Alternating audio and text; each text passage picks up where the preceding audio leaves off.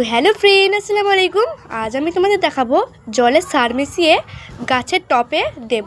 চলো, প্রথমে দেখতেই পাচ্ছি আমি এক বালতি জল নিয়ে নিয়েছি। দেখুন, এইটা হচ্ছে ডিএপি। দেখুন, আমি দেখাচ্ছি ভালো করে, খালি আমি ডিএপি দেবো গাছে। দেখুন, আমি দিয়ে দেবো। দেখুন, এখানে আমি 2 মতো দিয়েছি। আপনারা চাইলে অনেক বেশি করেও দিতে পারেন। এবার আমি এটা মিক্স করব।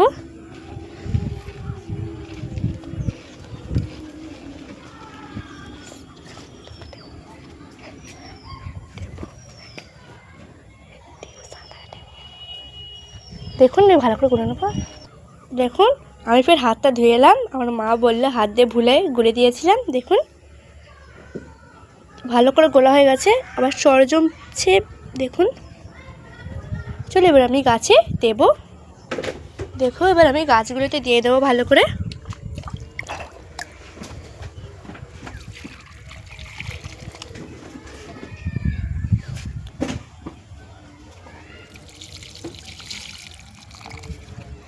এটা দিলে গাছ গ্রোথ আর ভালো বড় হয় এবং ফুলও দেয়। আমরা এই সার ছাড়া এইটার সর্ষে খোলও ব্যবহার করি।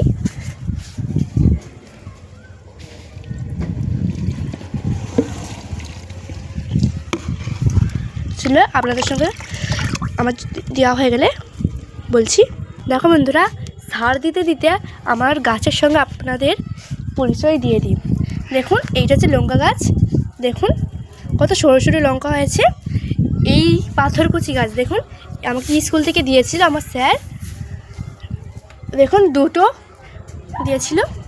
এই দেখো, এইটা হচ্ছে ড্রাগন গাছের চারা, খুব সুন্দরভাবে বেরিয়েছে। দেখুন, এখানে আমি গোড়া থেকে পাথরকুচি গাছ চারা তুলে একটা আটার প্যাকেটে বসিয়েছি।